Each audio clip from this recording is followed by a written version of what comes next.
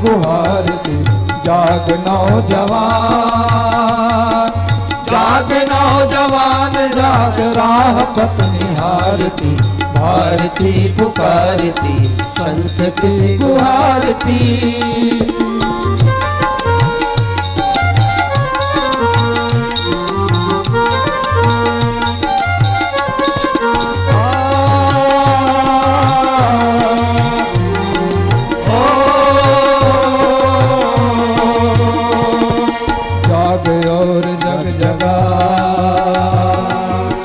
जागरण के गीत गा, जाग और जग जगा। जागरण के गीत गा, देख तो सही उधर सूर्य सुबह का उगा। देख तो सही उधर सूर्य सुबह का उगा। खिलखिला उठी किरण, खिलखिला उठी किरण, तिमिर को बुहारती। भारती पुकारती, संस्कृति गुहारती। भारती पुकारती, संस्कृति गुहारती।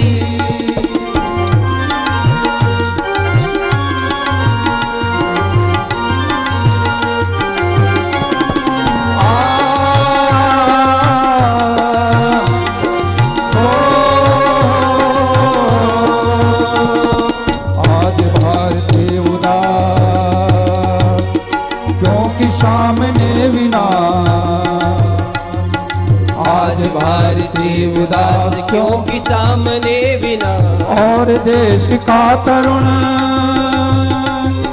कर नहीं रहा प्रयास। और देश का तरुण कर नहीं रहा प्रयास। संस्कृति की व्यथा, संस्कृति की व्यथा, तरुण को पुकारती। भारती पुकारती, संस्कृति गुहारती। भारती पुकारती, संस्कृति गुहारती।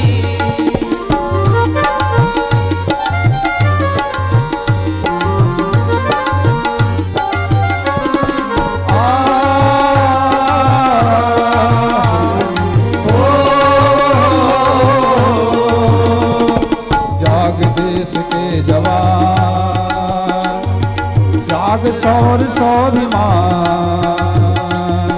जाग देश के जवान, जाग शौर्यवान। राष्ट्र संस्कृति समाज,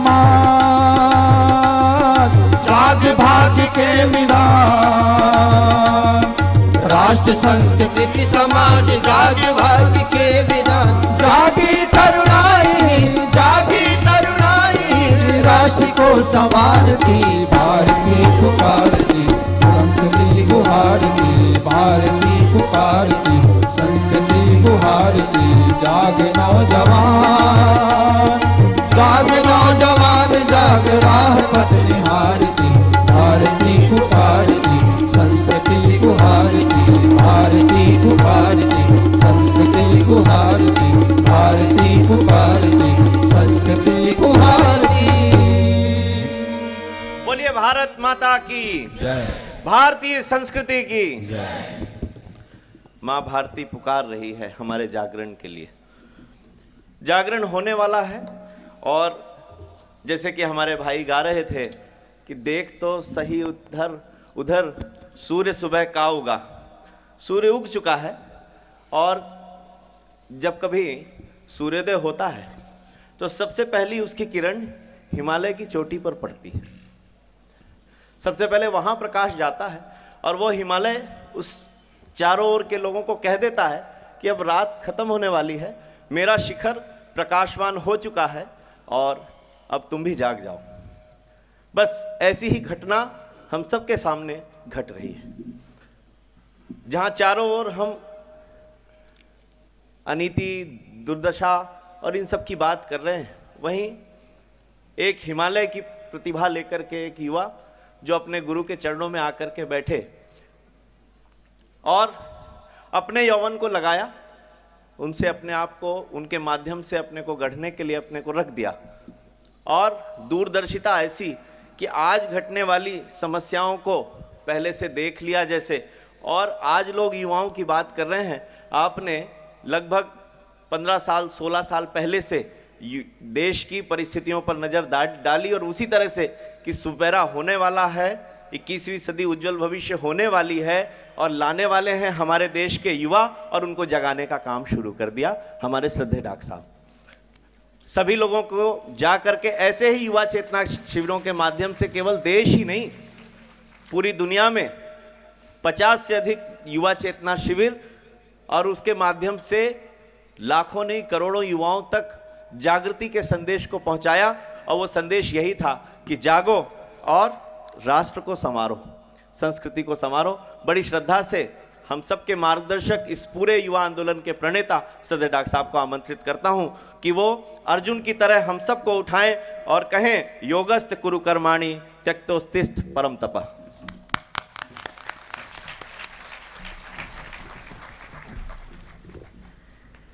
कमर सीधी कर लें। एक बार मेरे साथ गायत्री महामंत्र। प्रसविता सविता, प्रसव करने के कारण, ब्रह्मांड का प्रसव करने के कारण सविता देवता कहलाते हैं। सुवति प्रेरियति कर्मणि लोकम इति सूर्य, जो सतत कर्म करने की प्रेरणा देता है, कभी आलस्य में नहीं, कभी प्रमाद में नहीं, निरंतर कर्म करते चलो। सूरज निरंतर जलता रहता है, उसी के प्रकाश से हम लोग निरंतर आलोकित होते रहते हैं। आइए सूर्य भगवान को याद करें। गायत्री मंत्र उन्हीं की प्रार्थना का मंत्र है। ओम भूर्भुवः स्वः तत्सवितुर्वरेण्यं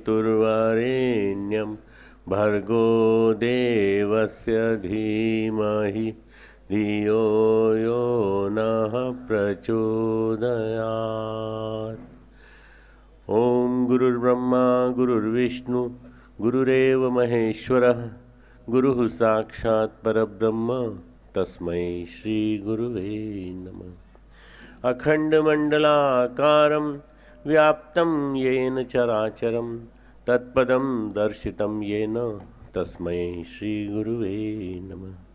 मातृवत् लालयित्री च पितृवत् मार्गदर्शिका नमोस्तु गुरुसत्तायै श्रद्धा प्रज्ञायुता च श्रद्धा प्रज्ञायुता च।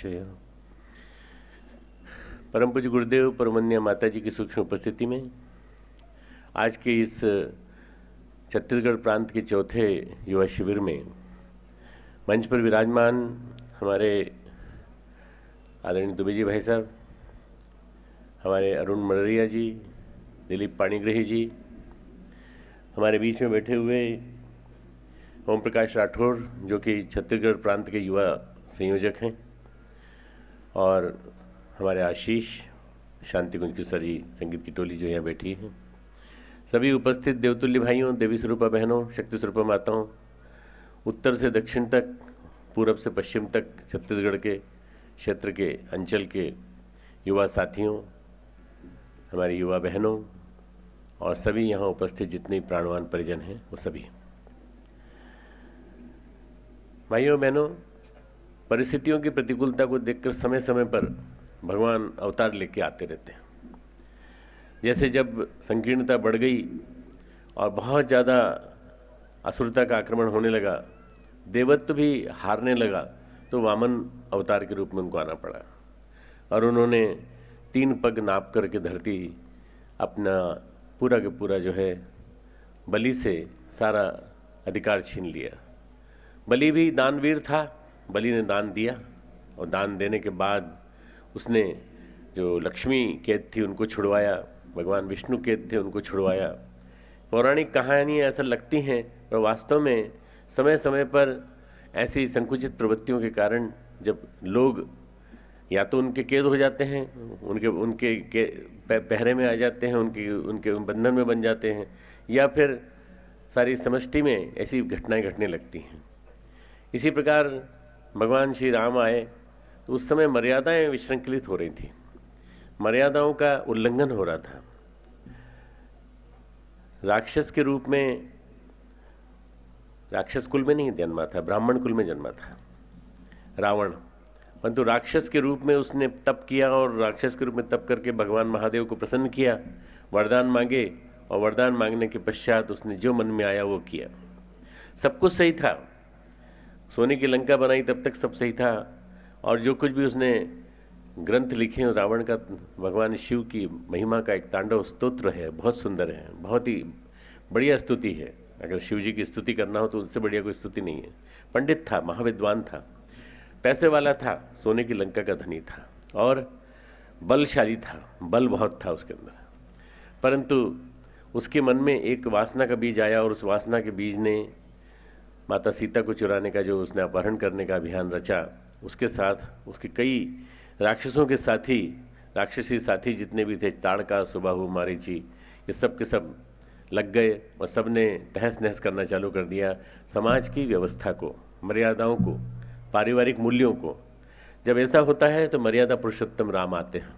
मर्यादा पुरुषोत्तम राम आकर के सारी की सारी परिस्थितियों को, विषमताओं को बदलते हैं और फिर वो संघर्ष करते हैं। पर किसके बलबूते करते हैं संघर्ष? न उनके पास कोई भारत सरकार की सेना, न उनके पास कोई अणु आयुध, न उनके पास किसी प्रकार के देवी देवता, न उनके पास किसी प्रकार के और योद्धा। उनके पास योद्धा के रूप में केवल एक लक्ष्मण थे, एक हनुमान थे, प्रेरणा देने वाले के रूप में जामवंत थे और बाकी सारे की सारी वानर सेना और रीछ सेना, ये सारी की सारी। और इसी वानर सेना के माध्यम से इसी दंडकारण्य क्षेत्र में होते हुए निकले। यहाँ उनका अधिकांश समय बीता, चित्रकूट में कुटिया बनाई और उसके बाद यहाँ से निकल के और लंका जाकर के उन्होंने विजय प्राप्त की।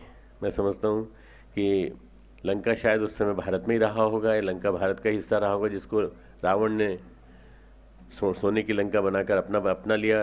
और मैं समझता हूँ कि अगर ऐसा न माने, लंका कोई दूसरा देश माने, तो पहला अवतार जिसने कि भारत के बाहर जाकर के काम किया वो है श्री राम। भारत के बाहर जाकर के रावण को मार करके और रावण का संहार करके वो आए। ये समय के अनुसार जो परिस्थितियाँ होती हैं वो करते हैं। तीसरा अवतार इसके बाद श्री कृष्ण का आया। फिर तो श्री कृष्ण जो हैं एक योगेश्वर श्री कृष्ण है। वासुदेव सर्वमिति, सारे संसार में भगवान वासुदेव संव्याप्त है।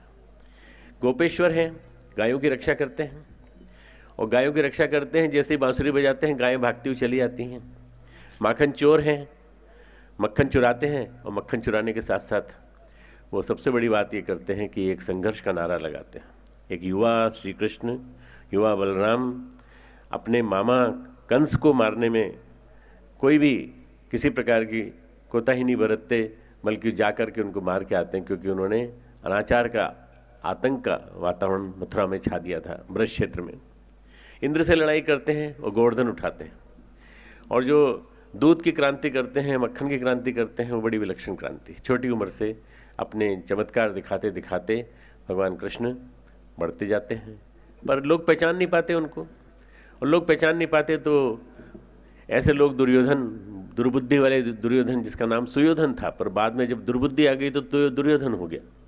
वही दुर्योधन उनके खिलाफ षड्यंत्र रचता है और कहता है ये यादव जो है सारे दिमाग खराब करता रहता है पांडवों को तो मेरे कब्जे में रहना चाहिए, पांडव मेरे दुश्मन हैं, और पांडव में जो भी वीर विक्रम, जो भी ऐसा होगा जो बलिष्ठ होगा, उसको हराने के लिए मेरे पास सफिशिएंट सेना है, मेरे पास सब कुछ है। फिर भी सेना मांगने जाता है, भगवान कृष्ण के पास सेना मांगने जाता है और भगवान कृष्ण से कहता है कि कृष्ण तुम किसका साथ दोगे? तो वो पैर के पास खड़ा होकर के सेना मांगता है, और पैर के पास खड़ा होकर सेना मांगता है। जब देखता है कि वो निद्रा में है तो थोड़ा सिर के पास आके अहंकार की भाषा में बोलता है, कृष्ण तुम किसका साथ दोगे? तो उस समय भगवान कहते हैं, सिर ऊपर उठा करके देखते हैं और कहते हैं तुम सिर के पास खड़े होकर के बोल रहे हो, तुम ही पहले मांगो, चलो। इतने में अर्जुन आता है, अर्जुन उनके पांव दबाने लगता है कृष्ण के, और कृष्ण के पांव दबाते हुए पूछता है, भगवान आप किसका साथ देंगे सेना में, युद्ध में, महाभारत में? तो भगवान पहले अर्जुन की तरफ देखते हैं, फिर दुर्योधन की तरफ देखते हैं, और दुर्योधन कहता है कि सबसे पहले मैंने मांगा था, मुझे मिलना चाहिए, उसको बाद में मिलना चाहिए। आपके पास इतनी बड़ी सेना है, आपके पास इतना बड़ा राज्य है, आपके अधीन इतने लोग हैं, आपकी आज्ञा मानने वाले इतने लोग हैं, आप दीजिए।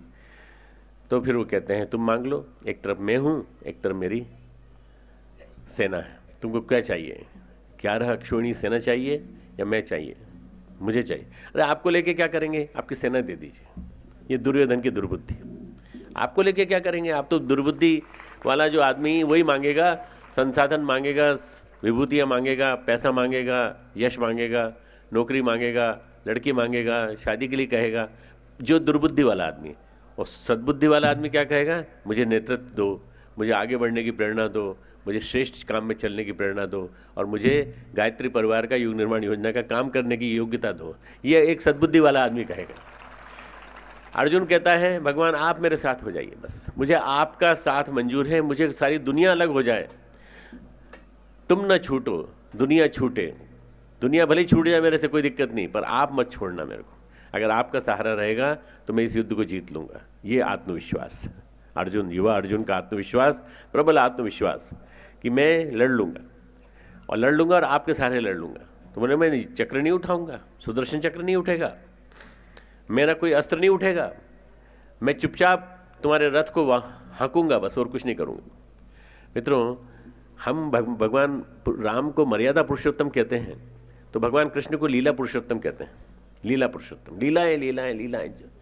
उनका जीवन इतना विविधता से भरा हुआ है कि आनंद आ जाता है पढ़ के। जब भगवान श्री कृष्ण का जीवन चरित्र पढ़ना हो तो श्रीमद् भागवत है, और भगवान श्री कृष्ण का जीवन दर्शन पढ़ना हो कि उनके चिंतन में क्या था और वो कैसा चाहते थे, विश्व ब्रह्मांड को कैसा बनाना चाहते थे, तो श्रीमद् भगवत गीता पढ़नी चाहिए। और श्रीमद् भगवत गीता एक ऐसा ग्रंथ है मित्रों जो उन्होंने अर्जुन को सुनाया। एक उपयुक्त पात्र उनको मिला, अर्जुन, और उस अर्जुन को उन्होंने, अर्जुन का मतलब होता है अरिजु न, जो टेढ़ा निवेड़ा न हो, सीधा साधा सरल सीधा स्वभाव वाला, कपट वाला नहीं, मन में कुछ बाहर कुछ ऐसा नहीं, अरिजु न, जो टेढ़ा नहीं हो, अरिजु न, जो टेढ़ा ना हो, सीधा साधा हो। अर्जुन सीधा साधा था, परंतु बलशाली था, युद्धवीर था, पर जैसे युद्ध क्षेत्र में जाता है घबरा जाता है, जैसे आप लोग घबरा जाते हो कई बार। अरे हम लोग कहाँ फंस गए, हमने सोचा था युग निर्माण में जाएंगे तो आराम से मंच पे बैठने को मिलेगा, माला मिलेगी, खाने पीने को अच्छा मिलेगा, और ये क्या आपने पकड़ा दिया, हमको डंडा ब्रह्मदंड दे दिया और हमको पीले कपड़े पहना करके आपने जंगल में भेजना चालू कर दिया और कहना चालू कर दिया स्मृति उपवन बनाओ, ये बनाओ, हरित सरोवर बनाओ। ये सब काम करने के लिए थोड़ी आए थे, हम तो ये माला पहनने आए थे। मंच पे बैठने की इच्छा, माला पहनने की इच्छा, मलाई खाने की इच्छा, ये मुँह जितने हैं ना, ये सब बदमाशियों की ओर ले जाने वाले सबको। इधर नहीं जाना, वो सारा के सारा क्षेत्र अलग है। निराशा की पराकाष्ठा में अर्जुन कहता है मैं युद्ध नहीं करूंगा, न मैं योद्ध स्थिति में मन्ये, ऐसा मैं मानता हूं। वो भगवान कृष्ण के सामने अपना विद्वत्ता बता रहा है और न जाने कितने तर्क दे रहा है कि मैं नहीं युद्ध करूंगा, युद्ध करने की मेरी इच्छा नहीं है, मैं नहीं युद्ध करूँ। क्यों? ये मेरे गुरु हैं, ये मेरे दादाजी हैं, ये मेरे कुल गुरु हैं, ये मेरे नीति के मामले में मार्गदर्शन देने वाले विदुर हैं, मैं इनसे कैसे लड़ूंगा बताइए। तो ये सब मालूम नहीं था उसको, पहले सब मालूम था कि कौन कौन युद्ध में लड़ेंगे, कौन कौन खड़े होंगे सामने, सारी चीज़ें मालूम थी। युद्ध उसका चक्रव्यूह उसने पूरा बनाया था, पूरी नीति उसने बनाई थी, सारा के सारा जितना भी था वो कृष्ण के भी ज्ञान में था, संज्ञान में था, अर्जुन के भी संज्ञान में था। पर कई बार क्या होता है, आदमी तब घबरा जाता है जब परिस्थितियाँ सामने आती हैं। बच्चा अच्छी पढ़ाई करता है साल भर, पर साल भर पढ़ाई करने के पश्चात वो एक ऐसी स्थिति आती है जब वो पेपर सामने आता है तो पसीने छूट जाते हैं। हे भगवान, अब कैसे जवाब देंगे इसका? प्रश्न याद है, प्रश्न का उत्तर भी याद है, और उत्तर लिखते समय हाथ में पसीना आ जाता है, ठंडा पसीना आ जाता है, चेहरे पे पसीना आ जाता है, जीभ सूख जाती है, कुछ बोलते नहीं बनता, इंटरव्यू में कुछ बोलते नहीं बनता, वाइवा में कुछ बोलते नहीं बनता, फेल हो जाता है। ये जो असमंजस में आने के बाद जो आदमी की हालत होती है, हताशा की, निराशा की हालत, ऐसी हालत अर्जुन की होती है। तो अर्जुन, भगवान कृष्ण अर्जुन को खूब सुनाते हैं, अच्छी तरह सुनाते हैं। पहले अध्याय में सुनते हैं, दूसरे अध्याय में सुनाते हैं, शुरुआत दूसरे अध्याय में दूसरे श्लोक से करते हैं। तुझे क्या हो गया है, ये क्या हो गया है, ये इस समय जब तुझे लड़ना चाहिए तब तुझे कहां से ये आ गया? तस्मै युद्धा युद्धस्व, बार बार कहते हैं तस्मै युद्धा युद्धस्व। और अपने हृदय की शुद्धता और कृपणता को निकाल, कंजूसी को निकाल। क्लैब्यम मां स्मगम पार्थ न तत्व उपद्यते, तुझे शोभा नहीं देता। क्लैब्यम मां स्मगम पार्थ न तत्व उपद्यते, क्षुद्रम हृदय दौर्बल्यम त्यक्तोत्तिष्ठ परंतप। हृदय की शुद्धता को छोड़, दुर्बलता को छोड़, कमजोरी को छोड़। बहाना मत बना कि मेरी छाती में दर्द हो रहा है, आप क्या कह रहे हो, मैं आज नहीं करूंगा, बुखार आ रहा है मुझे। बहाना मत कर कि मैं आज मैं करने की स्थिति नहीं, कल आप जो कर चाहे करा लेना। बहाना नहीं बनेगा। भगवान जब कह रहे हैं, खुद भगवान बन के आए हैं भगवान कृष्ण, तो वो चाहते हैं कि वो लड़े, अपना गांडी उठाए, अपने दिव्य अस्त्र जो उसको मिले हैं विभिन्न रूपों में, विभिन्न युद्धों में वो जीत के आया है, वो वहाँ जीत के आया है, इंद्रलोक में जीत के आया है, वो वहाँ जीत के आया है। पूरे के पूरे हमारा जो मणिपुर वाला बेल्ट है उस पूरे क्षेत्र से लेकर के और ऊपर तक गया, उत्तरी ध्रुव तक गया है, उत्तरी ध्रुव को क्रॉस करके दक्षिण ध्रुव तक गया है। ऐसा कहा जाता है अर्जेंटीना अर्जुन के नाम पर है, अर्जुन के नाम पर बसा हुआ है। यानी उस समय पांडवों ने पूरे की पूरी धरती पर राज्य कर लिया था, पर उनकी इसी पराक्रम और इसी कीर्ति को देख करके कौरवों ने ईर्ष्यावश लाक्षागृह में जलवाया, सब तरह की कोशिश की, सब तरह की मारने की कोशिश की। और एक अंधा राजा बैठा हुआ था जो उनका पिता था धृतराष्ट्र, वही सब देख रहा था। वही धृतराष्ट्र पूछता है, हे संजय ये बताओ मेरे युद्ध क्षेत्र, धर्म क्षेत्र, युद्ध क्षेत्र क्या हुआ, वहाँ पे क्या हुआ, किस तरह से लोगों ने लड़ाई लड़ी, मेरे बेटों का क्या हुआ और उस पांडु के पुत्रों का क्या हुआ। पांडु उनका छोटा भाई था। आप सब जानते हैं, सबको कहानी मालूम है मित्रों। पर सबसे बड़ी बात ये कि भगवान कृष्ण का संदेश चालू होता है इस माध्यम से कि दूसरे अध्याय में वो उसको बताते हैं कि हे अर्जुन, तुम्हें सबसे ज़्यादा महत्वपूर्ण जो काम करना है, आप सब यहाँ अर्जुन हैं जितने भी हैं, चाहे वो युवतियाँ हों चाहे युवा हों, मन आपके सबके अर्जुन बन जाना चाहिए थोड़ी देर के लिए। और आप अपने अंदर अर्जुन को पैदा कर लेंगे तो आपके अंदर, मैंने कल आपसे हनुमान की बात की थी, आज मैं अर्जुन की बात कर रहा हूँ कि अर्जुन बन जाइए। और अर्जुन बनने के बाद आप अपने अंदर के युवा को, अपने एक युवा एक आदर्श युवा है अर्जुन। किसी प्रकार का ऐब नहीं है, किसी प्रकार की बुराई नहीं है उसके अंदर, किसी प्रकार की वो नहीं, केवल एक हताशा, निराशा, बस अवसाद। इस हताशा निराशा में भगवान कृष्ण उससे कहते हैं, हे अर्जुन, तू योग में स्थित होकर कर्म कर, योगस्थः कुरु कर्माणि संगम त्यक्त्वा धनंजय, सिद्धि असिद्धियो समभूत्वा समत्वम योग उच्यते। ये श्लोक जो है 48वां श्लोक है दूसरे अध्याय का, और बड़ा महत्वपूर्ण श्लोक है। पूरे अध्याय की धुरी है, पूरी गीता की धुरी कही जाए तो भी कोई बुरी बात नहीं। भगवान कहते हैं, मैं तो प्रकृति में अपना नियंत्रण करके प्रकृतिम स्वाम अधिष्ठाय संभयामी आत्म माया, मैं अपनी माया से खड़ा होता हूं क्योंकि मैं भगवान हूं, परमात्मा हूं। यहां वासुदेव कृष्ण नहीं बोल रहे हैं, यहां यादव श्री कृष्ण नहीं बोल रहे हैं, यहां बोल रहे हैं भगवान परमात्मा सीधे। और परमात्मा का वार्तालाप सीधे व्यक्ति से हो रहा है। परमात्मा नारायण नर से बात कर रहे हैं, परमात्मा व्यक्ति से बात कर रहे हैं, और व्यक्ति से बात करके वो कहते हैं, आत्मा से बात कर रहे हैं और ये कह रहे हैं कि मैं तुमसे एक आदेश, तुमको एक आदेश देता हूं, योगस्थ कुरु कर्माणि, योग में स्थित होकर कर्म करो। मित्रों, हमारे जितने कर्म होते हैं ये योग में स्थित नहीं होके, हम कहीं न कहीं किसी न किसी रूप में हम उपेक्षा का शिकार कर देते हैं अपने कर्मों को, और अपने कर्मों में वो चीज़ नहीं आने देते जिसकी खूबसूरती, जिसकी सुगंध चारों तरफ फैलने लगे। जब कर्मों में योग आ जाता है तो आदमी के हर कर्म में सौंदर्य दिखाई पड़ता है, हर कर्म में, चाहे खाना खाना हो, चाहे कपड़े बदलना हो, चाहे आप मिशन का काम करते हो, और चाहे आप किसी भी प्रकार की योजनाएं बनाते हो, उनमें भगवान का सौंदर्य आ जाता है। योग में स्थित होकर कर्म करना, ये योग क्या है जो सुबह हमको आपने सिखाया था, सुबह हमको ध्यान करने के बाद योग सिखाया था, ये योग नहीं मित्रों, वो योग तो एक अंग है, योग का एक अंग है आसन, बाकी योग तो समग्र चीज है।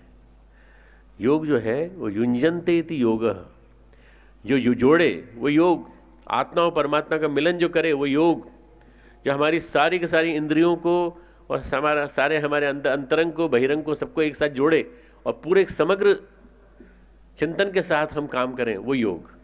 अपने आप को अपने आप से जोड़ना योग, अपने आप को अपनी पत्नी के साथ जोड़ना योग, अपने आप को अपने मित्रों के साथ जोड़ना योग, अपने आप को, अपने दल को, अपने युवा दल को सबके साथ मिलकर के चलना, ये योग। और सारे के सारे वरिष्ठ भाइयों के साथ मिलकर के उनका मार्गदर्शन प्राप्त करके सलाह लेते हुए काम करना, ये योग। इस योग, अरे तो ये योग तो हम लोग करते रहते हैं, नहीं करते हो आप नहीं करते हो। योग में जिस दिन स्थित हो जाओगे उस दिन आप सबसे पहले श्री कृष्ण की चेतना से जुड़ जाओगे। श्री कृष्ण अर्थात परम पूज्य गुरुदेव ब्रज क्षेत्र में जन्मे, वहीं पैदा हुए, वहीं पैदा होने के पश्चात वहीं उन्होंने लीला की अपनी 1971 तक, और उसके बाद पूरा के पूरा जीवन उन्होंने पूरा समर्पित कर दिया युग निर्माण योजना के लिए हरिद्वार शांतिकुंज में आकर। मित्रों, एक युवा अर्जुन क्या कर सकता है, ये परम पूज्य गुरुदेव ने दिखाया करके, जब अपनी 15 साल की उम्र में उन्होंने करके दिखाया, हर कर्म को योग में बनाते हुए। पहली पत्रिका जब निकाली, अखंड ज्योति पत्रिका, तो उसके कवर पृष्ठ हमको नहीं मिल पाए, क्योंकि उन दिनों हाथ से बनती थी। द्वितीय विश्व युद्ध आ गया था। द्वितीय विश्व युद्ध आने के बाद फिर वो सारे के सारे अंक उस समय नष्ट हो गए। तो फिर बाद में गुरुदेव ने नए सिरे से पत्रिका निकाली। 1940 की जनवरी में अखंड ज्योति जो पहली प्रकाशित हुई, उसमें गुरुदेव ने चक्र सुदर्शनधारी श्री कृष्ण का फ्रंट में पेज फोटो दिया, ये बताने के लिए कि मैं संदेश देने आया हूँ। महाभारत का संदेश कभी मैंने श्री कृष्ण के रूप में दिया था, कभी मैंने रामकृष्ण परमहंस के रूप में विवेकानंद को दिया था, अब मैं सारे विश्व मानस को देने के लिए आया हूँ और सारे युग के अर्जुनों को जगाने के लिए आया हूँ। तो आप ये मान करके चलिए मित्रों, ये जो वाणी है ये मात्र श्री कृष्ण की नहीं है, ये परम पूज्य गुरुदेव की भी वाणी है। और परम पूज्य गुरुदेव की वाणी होने के नाते हम सबको योग में स्थित होकर कर्म करना चाहिए। हर चीज़, हर कर्म हमारा योगमय हो। योगमय कर्म में सुंदरता आ जाती है। योगमय कर्म में हर चीज़ कुशलतापूर्वक संपन्न होती है। योगः कर्मसु कौशलम, excellence in yoga, excellence in action is yoga.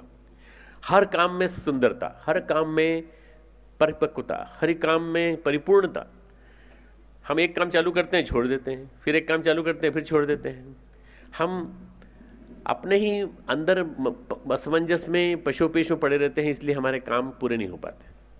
जब हम काम पूर्णता के साथ करेंगे तो हमारा काम पूर्णता के साथ होने के साथ साथ हम वास्तव में सही अर्थों में उस लक्ष्य को प्राप्त करेंगे जिस लक्ष्य के लिए हम कर्म कर रहे हैं। पर भगवान एक बात और कहते हैं, संगम त्यक्त्वा, आसक्ति को छोड़कर कर्म कर। आसक्ति को छोड़कर। सबसे बड़ी परेशानी हम सबके जीवन में आसक्ति है। आसक्ति धन से, आसक्ति पद से, आसक्ति डिग्री से, आसक्ति लड़की युवा की युवती से, युवती की युवा से, युवा की अपने माता पिता से। आसक्ति, प्रेम करना और श्रद्धा रखना और सम्मान करना अलग बात है। आसक्ति, आसक्ति, मैं सब कुछ कर सकता हूँ पर घर नहीं छोड़ सकता, मैं सब कुछ कर सकता हूँ पर मैं अपने माता पिता को छोड़ नहीं सकता। तो कौन छोड़ने को कहता है तुझे? भाई तू सेवा करना, पर सेवा भी कहाँ करता है? तो अपनी पत्नी की सेवा ज़्यादा करता है, माता पिता की सेवा कम करता है। सेवा करना है तो वास्तव में सही अर्थों में सेवा कर, और सेवा करके उनके लिए कुछ काम कर। अरे तेरी माँ भारत माता है, तू भारत माता के लिए जी, भारत माता के लिए जिएगा, तेरी माँ भारत माता जो है तुझे लाखों अनुदान देगी, वरदान देगी, पर तूने समझने की कोशिश नहीं की। पिता हिमालय है और माँ भारत माता है। इन दोनों को यदि हम मान करके चलेंगे तो हर मनुष्य का आज के समय में, आज ये जो बहुत ही कठिन समय चल रहा है, इस समय भी लगभग श्री कृष्ण के ज़माने की परिस्थितियाँ हैं। कौरव बैठे हुए हैं राज्य शासन में, जगह जगह स्थान स्थान पर। पांडव लड़ रहे हैं, सशस्त्र नहीं हैं, परंतु अपने पास जो भी कुछ ज्ञान है, गुरु का दिया हुआ ज्ञान है, उसको लेकर लड़ रहे हैं। तो उन सबको एक काम सोचना पड़ेगा कि हम अपने अंदर किसी भी तरह से दो दुर्गुण ना आने दें। पूरी गीता दो चीज़ों पर टिकी हुई है, आसक्ति और द्वेष, राग और द्वेष। इन दोनों से बचो। किसी के प्रति द्वेष मत रखो, किसी के प्रति ईर्ष्या मत रखो, किसी के प्रति बुरा भाव मत रखो। द्वेष को वैराग्य के माध्यम से त्याग दो, आसक्ति को वैराग्य के माध्यम से त्याग दो। आसक्ति क्या होती है? हमारा कोई खास, हमारा मित्र, हमारा अटैचमेंट। जहाँ अटैचमेंट होता है, जहाँ चिपक गए आप जहाँ चिपके, वहाँ आपके अंदर की कार्यक्षमता कम हो जाएगी। जहाँ आप चिपके वहाँ कार्यक्षमता कम हो जाएगी। मुझे आज भी याद है, गुरुदेव के पास एक सज्जन आते थे, हमारे जावरा के रहने वाले थे, प्रोफेसर थे, बहुत अच्छा अनुवाद करते थे। और जब आते थे तो गुरुदेव के चरणों में बैठते थे, गुरुदेव मुझे अपनी पत्नी से बचा लीजिए, वो नहीं आने देती मेरे को यहाँ पर। अरे गुरुदेव ने कहा, तू तो ऐसा बोल रहा है जैसे कोई तेरे को उसने पकड़ रखा हो। भाई तूने उससे विवाह किया है कि उसने तुझसे विवाह किया? बोले हम दोनों ने विवाह किया एक दूसरे के साथ, पर तू आने नहीं देती। मैं जब भी शांति को जाता हूँ तो डर डर के आता हूँ, छिप छिप के आता हूँ, और उसको पता चल जाता है तो बहुत डांटती है, बहुत ये करती है। मित्रों, आप लोग तो बड़े सौभाग्यशाली हैं कि आपको अच्छी अच्छी पत्नियां मिली होंगी। सबको डांटती तो नहीं होंगी, कम से कम लड़ती तो नहीं होंगी इस तरह से। पर वो जो था बहुत बहुत बहुत बढ़िया आदमी था, बहुत बढ़िया, मिशन के लिए बहुत काम का। तो गुरुदेव ने कहा, तू छोड़ के आ जा, तो एक बार हिम्मत करके छोड़ के आ जा, बस एक बार हिम्मत कर ले, तू एक बार उसको छोड़ के आ जाएगा तो उसके बाद फिर वो भागी भागी तेरे पास आएगी, अगर तेरे से प्यार करती है तो। मित्रों, वो नहीं आई। 1 महीना बीत गया, पर 1 महीने के अंदर उसने 50 नोटिस वकीलों के माध्यम से भिजवाना चालू किए। उसने छेड़ना चालू रखा पूरी तरह से। उसको मालूम था कि गुरुदेव के पास बैठे हैं, तो ये भागे, यहाँ से भागे, और भागने के बाद मित्रों फिर वो कभी नहीं आ पाए। गुरुदेव ने उनके पास संदेशा भेजा कि भाई अब ये आसक्ति को छोड़ो यार, तुम कहाँ फंस गए, तुम किसके साथ चक्कर में फंस गए, तुम अपनी पत्नी को भी लेके आ जाओ, दोनों के लिए मकान है यहाँ पे, कोई दिक्कत नहीं, या फिर तुम वहीं रहकर काम करो, पति पत्नी दोनों मिलकर काम करो। पर तुम अपनी पत्नी को नहीं बदल पाए तो क्या फायदा। भाई योग तो वहीं होना चाहिए ना, पति पत्नी में योग होना चाहिए। तो योगस्थ कुरु कर्माणि संगम त्यक्त्वा धनंजय, आसक्ति को छोड़ के कर्म करो। मित्रों, वो उस व्यक्ति की गुरुदेव के सामने ही मृत्यु हो गई थी, और गुरुदेव ने कहा कि वो आता तो बहुत अच्छा रहता, मैं उसकी मृत्यु को टाल करके उससे बहुत बड़ा काम करा सकता था, पर वो नहीं आया, चला गया ऊपर। ये उस चुड़ैल ने मृत्यु की है, उसकी पत्नी ने उसकी। मित्रों, उसमें दोष उस महिला का नहीं है, महिला का अंदर आसक्ति पति के प्रति है कि पति नहीं चले, सन्यासी नहीं बन जाए, पति वो बैरागी नहीं बन जाए, पर वो समझ नहीं पाई, गुरुदेव को नहीं समझ पाई, और वो चौकसे जी नाम था उनका, उनकी डेथ बहुत जल्दी हो गई।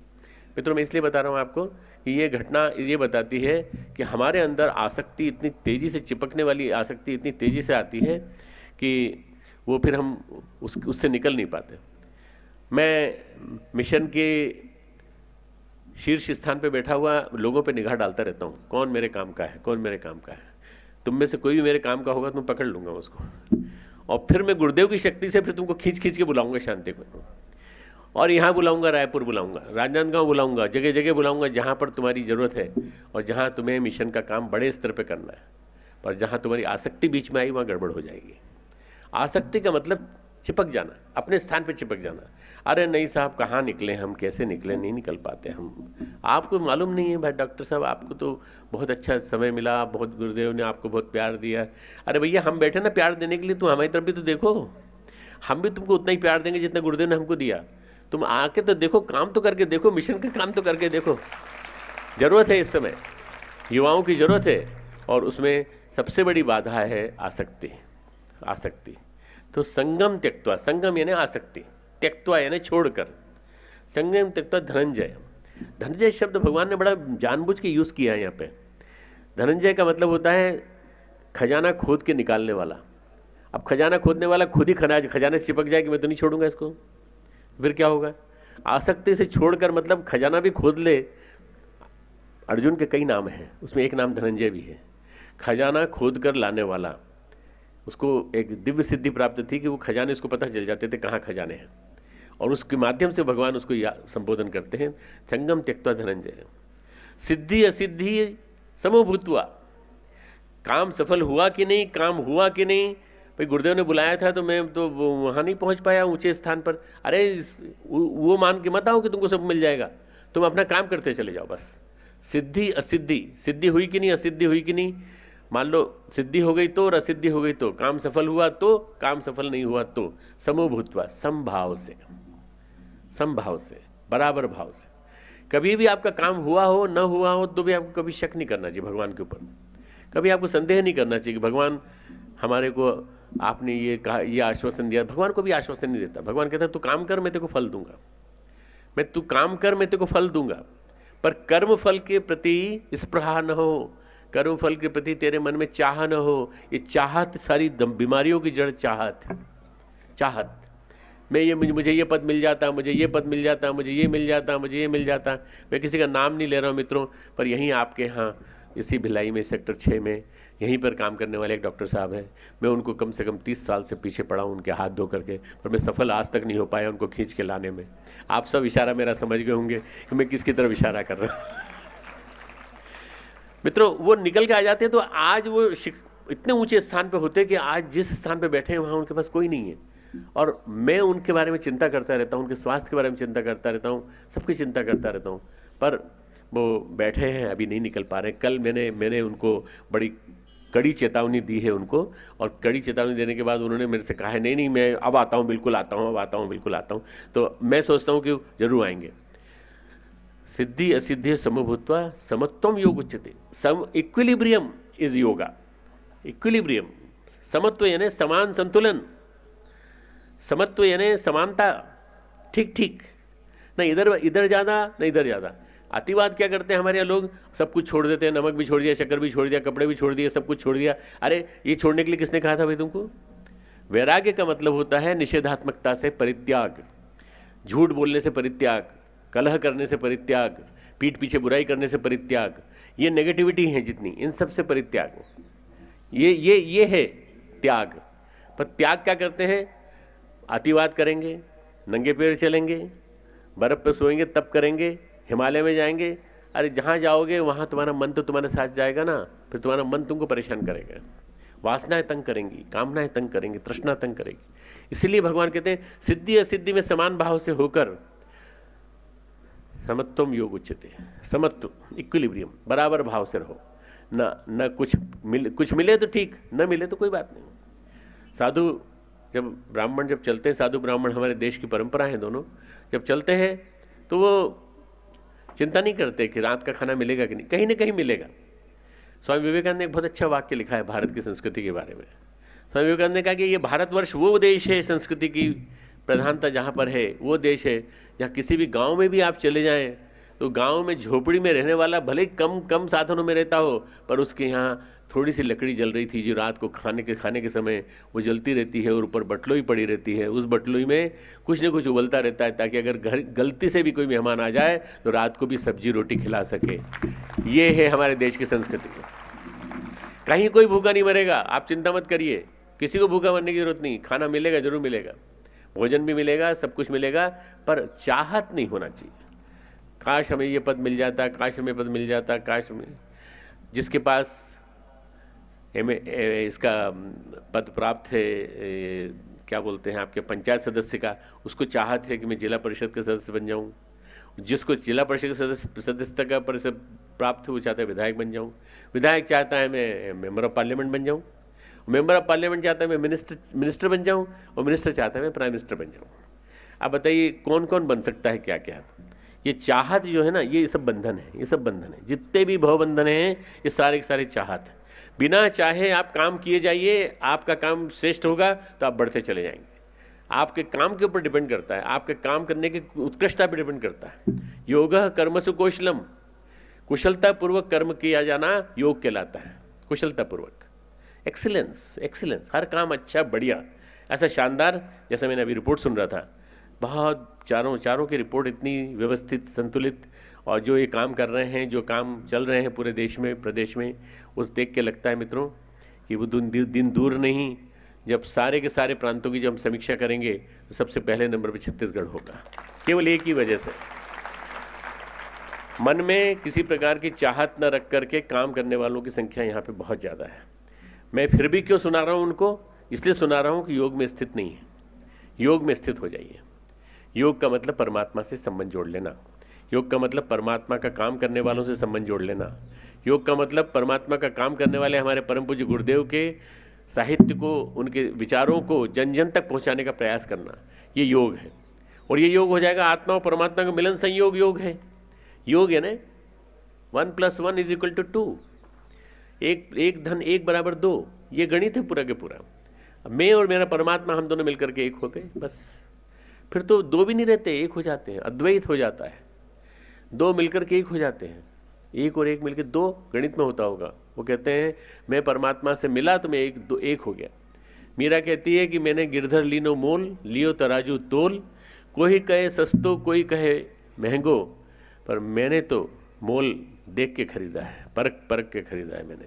और भगवान कृष्ण को लेने के बाद मैं कृष्णमय हो गई हूँ। अब जिसको जो करना वो करे।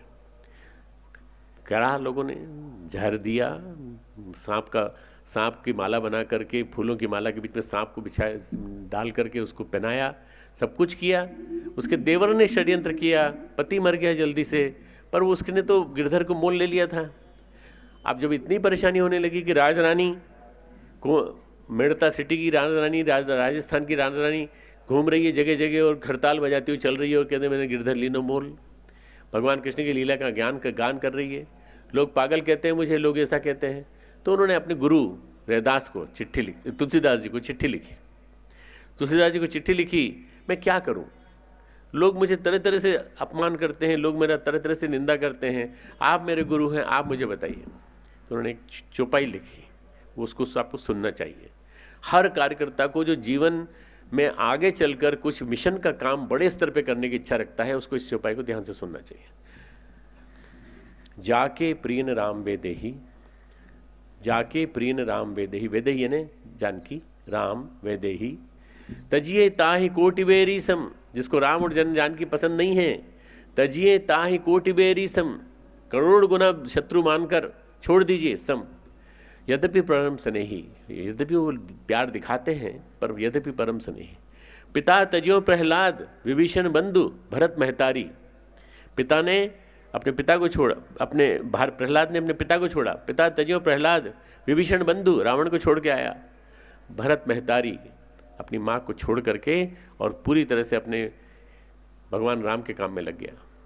बलि गुरु तजियो, शुक्राचार्य ने कहा मत चक्कर में पड़ वामन के, वामन तेरे से सब ले लेंगे, जानते थे वो शुक्राचार्य असुरों के गुरु थे, उन्होंने कहा बलि तू मत पड़, और बलि ने कहा नहीं, भगवान आए हैं मेरे द्वार पे तो भगवान को दूंगा मैं। बलि गुरु तजियो कंत ब्रज वनितन, ब्रज की दो गोपिकाओं ने भगवान को छोड़ा, कंत ब्रज वनितन भय मुद मंगलकारी, जाके प्रियन राम वेदेही, तजिए ताहि कोटि बेरी सम, यद्यपि परम स्नेही।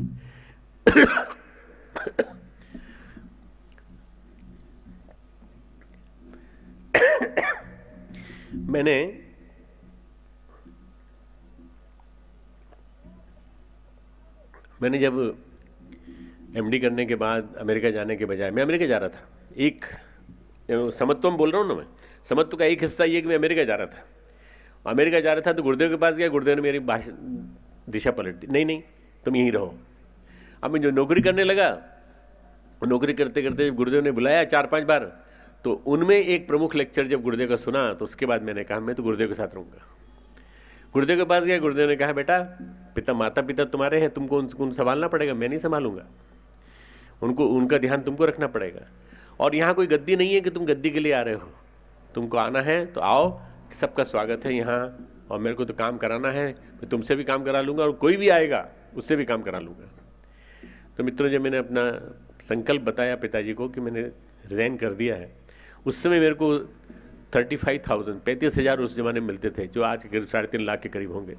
उस ज़माने में मुझे 76-77 में मुझे इंटेंसिव केयर यूनिट का इंचार्ज बनाया गया था और मैं बड़े ऊंचे पद पे था। मैंने नौकरी छोड़ दी, जीजी ने मेरा साथ दिया, जीजी ने कहा आप जहाँ चलेंगे मैं साथ चलने को तैयार हूँ। छोटा सा मेरा 6 महीने का साल भर का बच्चा था और उससे मोह सबको था, सभी बाबाओं को, जितने भी दादाजी थे सबको मोह था। सबने मेरे खिलाफ संघर्ष छेड़ दिया, पूरी एक सेना मेरे खिलाफ खड़ी हो गई। मेरे पिताजी, मेरी माताजी, पिताजी साल भर तक नाराज रहे और साल भर तक गुरुदेव का चित्र सामने रखकर माला करते रहे, अनुष्ठान करते रहे कि गुरुदेव को मैं मना कर रहूँगा कि मेरे बेटे को छोड़ दें मेरे बेटे को छोड़ दें।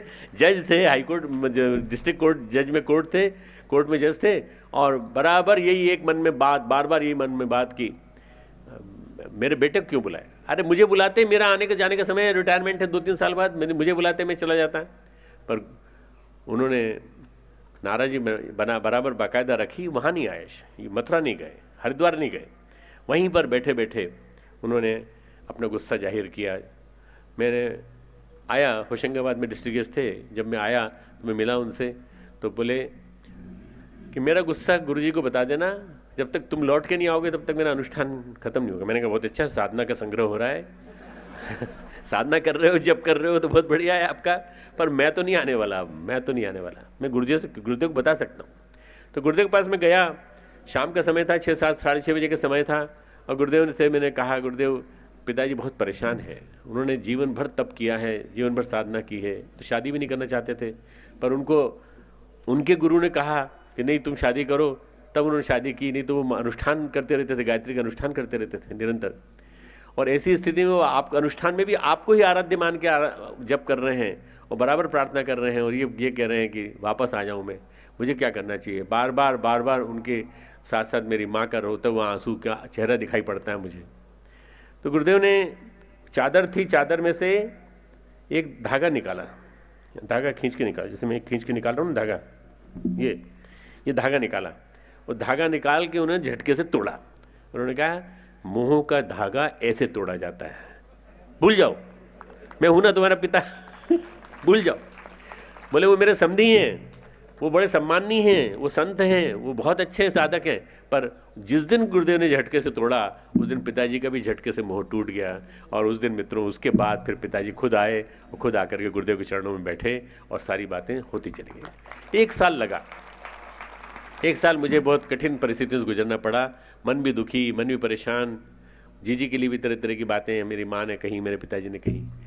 मित्रों ये सब बातें पुरानी हो गई। मैं इसलिए कह रहा हूँ कि आपका विरोध होगा घर वालों की तरफ से जब आप भगवान के काम में कूदेंगे, क्योंकि ये तो अंगारों की खाई है, इसमें कूदने वालों का तो वही काम हाल होता है। ये छुरे की धार पर चलने के समान है। शुर से धारा अनिष्टा दुरत्या दुर्गम पथम तत् कवियो वदंती। मुझसे लोग कहते हैं डॉक्टर साहब आपको लोग प्यार भी बहुत करते हैं और आपके खिलाफ भी बहुत बोलते हैं। तो मैंने कहा ये छुरे की धार पर चलने के समान काम है ना। ये ऐसा काम है अध्यात्म जिसमें कि मैं अगर जहाँ बैठा हूँ वहाँ पर मेरे खिलाफ बोलने वाले भी लोग आएंगे और मेरे से प्यार करने वाले भी आएंगे, पर जीत प्यार करने वालों की होगी, मेरे खिलाफ बोलने वालों की नहीं होगी। वो सब साथ होते चले जाए। हमेशा आप ध्यान में रख के चलिए, भगवान का काम, इष्ट आराध्य का काम, गायत्री परिवार का काम, आंदोलनों का काम, हरित सरोवर बनाने का काम, स्मृति उपवन बनाने का काम, नए युवा जोड़ने का काम, ये सारे कामों में आपको विरोध मिलेगा। सारे कामों में सब जगह विरोध मिलेगा। कहीं नगर पालिका का विरोध मिलेगा, कहीं आपको अपने माता पिता का विरोध मिलेगा, कहीं भाई बहन का विरोध मिलेगा, कहीं शादी ब्याह आएगा, वहाँ आप जाओगे और आप धोती कुर्ता पहन के जाओगे तो आपकी हंसी उड़ेगी बुरी तरह से। अरे ये क्या हो गए, क्या हो गए, साधु हो गए, बाबा बन गए, ये बन गए। पहली शादी थी मेरे शांति कुंज जाने के बाद, पहली शादी थी मेरे ताऊ जी के लड़के की, मेरे बड़े भाई थे।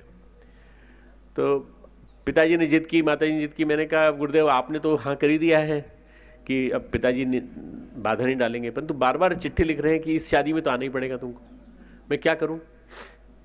मैंने जीजी को राजी किया और हम दोनों, मेरा बेटा, हम तीनों, छोटा भाई, उसकी पत्नी, हम लोग सब गए शादी में। शादी में हम लोग जो गए तो शादी में हमको ऐसा लगा कि जैसे हम अजनबी हैं और वो सब के सब हमको घूर घूर के देख रहे हैं, सब के सब लोग। इससे पहले उन सब के साथ मिलन होता रहता था, परंतु लगता था कि ये लोग सब के सब ये चाहते हैं, पिताजी शायद एक प्रयास और करना चाहते थे कि उन रिश्तेदारों के माध्यम से मेरे को मोहने की कोशिश करें। पर मैं 2 दिन से ज़्यादा शादी में नहीं रुका, मैंने जल्दी का रिजर्वेशन करा के वापस आ गया। तो फिर गुरुदेव ने आते ही पूछा कि ये बताओ तुमको शादी में कैसा लगा। मैंने कहा गुरुदेव मैंने बहुत गलत डिसीजन लिया, मुझे शादी में नहीं जाना चाहिए था, मैं जाने लायक नहीं हूँ, मैं तो केवल आपका काम करने लायक हूँ। गुरुदेव का बस हो गई बात पक्की, आज के बाद तुम बाबा जी हो गए, अब किसी शादी में मत जाना। घर में शादी में, घर में कोई मर जाए तो भी नहीं जाना, घर में शादी हो तो ही मत जाना। मित्रों आज तक मैं उस व्रत को निभा रहा हूँ, मैं किसी की शादी में नहीं गया, कोई मरा तो भी नहीं गया। मैंने कहा भाई शांति कुंज आओगे ही, अब तुम अंतिम कर्म करने के लिए तो यहाँ मिल लेंगे, यहाँ बातचीत कर लेंगे। शादी करनी है तो शादी के बाद आशीर्वाद लेने शांति कुंज आओगे, गुरुद्वारा है, नहीं आओगे तो हमारी मंगल कामना तुम्हारे साथ है। पर मैं कहीं नहीं गया, किसी भी स्थिति में नहीं गया। आपको भी समाज से संबंध तोड़ना पड़ेगा, संगम त्यक्त्वा, समाज से संबंध तोड़ना पड़ेगा और समाज से संबंध तोड़ करके आपको अपने मिशन के लिए जीना पड़ेगा। मैं चाहता हूं मिशन के लिए जीने वाले 1000 युवा मुझे छत्तीसगढ़ से मिले, जो मिशन के लिए जिए, अपने घर के लिए नहीं, पत्नी के लिए नहीं, अपने चाहत के लिए नहीं, अपने स्वप्नों के लिए नहीं। उनका स्वप्न एक ही हो, भारत माता की सेवा करना है, भारत माता की सेवा करना है और उसके लिए इस मिशन को अपना खास मानना है, मिशन खास हो। और ये अगर हम ये मान करके चलें कि परम पूज्य गुरुदेव, परमवंदनीय माता जी हमारे आधार हैं, जीवन के आधार हैं और वो इस नैया को खींचे। मैं आपको आश्वासन देता हूँ मित्रों, हजारों लाखों देवी देवताओं की तरफ से आश्वासन देता हूँ, परम पूज्य गुरुदेव वंदनीय माता की तरफ से आश्वासन देता हूँ, आपका कभी नुकसान नहीं होगा, आपका कभी नुकसान नहीं होगा। आप लाभ में रहेंगे, फायदे में रहेंगे और जहाँ जाएंगे आप, वहाँ आप जाकर के अपनी छाप छोड़ के आएंगे। तो सबसे पहले आपके दिमाग में आ जाना चाहिए कि हम अपने जीवन को कैसा बनाएं, योगी जीवन, योगी जैसा जीवन। भगवान कृष्ण से अर्जुन कहता है कि आप बार बार योग की प्रशंसा करते हैं, फिर सांख्य योग की प्रशंसा करते हैं, इसके लिए कौन सा योग मुझे अपनाना चाहिए। तो भगवान फिर ध्यान योग सिखाते हैं उसको, वो ध्यान योग सिखाते हैं 6ठे अध्याय में और उसको कहते हैं तपस्विभ्यो धिको योगी। तपस्वी से ज़्यादा योगी अच्छा होता है। तपस्विभ्यो धिको योगी, ज्ञानीभ्यो भी मताधिक, जिसने अपना ज्ञान का संग्रह कर लिया उससे भी ज़्यादा वो जो मत पे चलता है, मताधिक। सर्वे जितनी भी इन 2 चीज़ों की तुलना में सबसे ज़्यादा महत्वपूर्ण है तो योग है, तस्माद योगी भव अर्जुन, तू योगी बन जा अर्जुन, तू योगी बन जा, योगी बन जा। अर्जुन को योगी बनाने की कोशिश कर। 18वें अध्याय तक निरंतर निरंतर एक ही संदेश, योगी बन, तू योगी बन, योगी बन।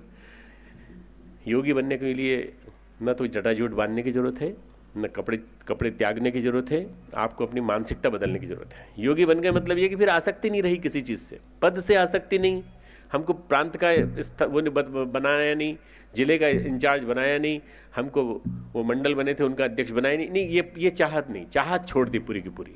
योगी जो है चाहत छोड़ देता है। योगी श्रेष्ठ विचारों में रमण करता रहता है। योगी हमेशा अपने चिंतन में और हर चीज़ में सादगी रखता है। खान पान में कोई इच्छा नहीं होती, कभी ये नहीं होता कि भाई जिनके यहाँ हम आए हैं क्या ये हमको नहीं जानते, हम कितना काम कर रहे हैं मिशन का, अरे थोड़ा अच्छा खाना खिला देते, छत्तीसगढ़ की खुरमी खिला देते, कोई अच्छा सा कोई बढ़िया सा व्यंजन बनाते खिलाते, पर कुछ खिलाया नहीं, रोटी सब्जी सामने रख दी, दाल चावल रख दिए सामने और बस इतना ही रख दिया और कुछ नहीं।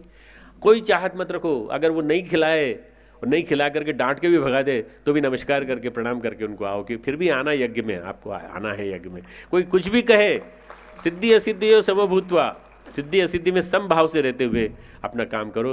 मित्रों, ये दुनिया बड़ी जहरीली भी है, ये दुनिया बड़ी प्यारी भी है।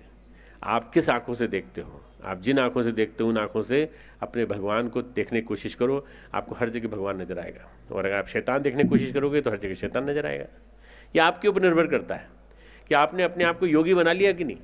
जिस दिन आप योगी बन जाओगे उस दिन, योगी का मतलब ये नहीं कि नाक से हवा कैसे निकालना और नाक में रबर की नली डाल के कैसे उसको साफ करना, वो नहीं, वो योगी नहीं। योगी वो जिसकी मानसिक स्थिति योगी जैसी है, मन योगी जैसा है। एक बहुत अच्छा गीत हमारे भाई लोग गाते थे, मनवा मस्त फकीर रे, है ना, लांग चला सारी सीमाएं, तोड़ चला जंजीर रे, लाखों बंधन तोड़ के, सारे बंधन तोड़ के मनवा मस्त फकीर रे। अरे मनवा मस्त फकीर जैसा मन बना लो, फकीर जैसा मन बनाओ। हम मस्त रहते हैं, हमेशा प्रसन्न रहते हैं, इतना घूमते हैं, इतना जगह जगह जाते हैं, पर तरह तरह के लोग मिलते हैं, तरह तरह की भावनाएं मिलती हैं, तरह तरह के चिंतन मिलते हैं, पर हमारे पे कोई प्रभाव नहीं पड़ता। हमारे पे एक ही चीज़ का प्रभाव पड़ता है, हमको कितना प्यार दे पाते हैं। आप भी जाओ मित्रों तो इच्छा रख के मत जाना, कोई भी इच्छा मत रख के जाना। और आप कोई बहुत बड़ी महत्वाकांक्षा रख के ही मत जाना। अरे यहाँ तो युग निर्माण में करके रहूँगा, मान लो आपसे जितना हो जाए उतना आप करिए, और उसके बाद अपने साथियों को भी साथ लीजिए, बहनों को भी साथ लीजिए, भाइयों को भी साथ लीजिए, और मिलकर के काम कीजिए। और मिलकर के काम करके योगी की स्थिति में चल के, योगी का मतलब ये है कि योगी सबको साथ लेके चलता है। योगी अकेला नहीं चलता, योगी सबको साथ लेके चलता है। और योगी जब साथ लेके चलता है तो फिर वो विजयी होता है। आज से आपके लिए एक नई पदवी है। क्या है? आप सब आज से जो लोग बोलो जोर से, क्या हो गए? योगी। तो ये अपने आप को योगी कहना, और ऐसा मत करना कि पेट बनवा लेने जाते ही और योगी कह देना, लिख दिया उसमें कि हम आज से योगी हो गए। योगी की पेट बनवाने की जरूरत नहीं है, योगी की मनस्थिति लाने की जरूरत है। और जिस दिन आपके मन में योगी आ गया उस दिन आपका जीवन बदल जाएगा। खूब खूब मंगल कामनाएं, खूब खूब आशीर्वाद। गुरुदेव माता जी।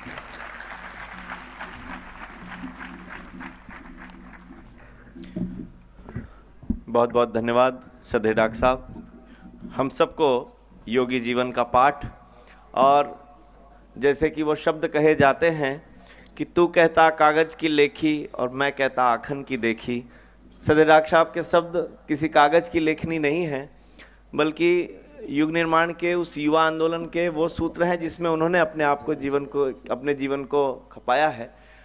ये पूरा युग निर्माण आंदोलन देखा जाए तो युवा आंदोलन जैसा ही है। पूज्य गुरुदेव 15 वर्ष की आयु से इस युवा आंदोलन में ही जुड़े युग निर्माण के, और परम श्रद्धेय डॉक्टर साहब को उन्होंने अपने यौवन में बुलाया और उनको वही योगस्थ जीवन की शिक्षाएं जो आज श्रद्धेय डॉक्टर साहब ने हमको सिखाई, वो उन्होंने बताया कि कैसे नेगेटिविटी से हम दूर रहें, अपने अंदर पॉजिटिविटी को लेकर के आएँ, भारत माता और पिता हिमालय को अपना माता पिता मान करके और इस विश्व वसुधा की सेवा करें।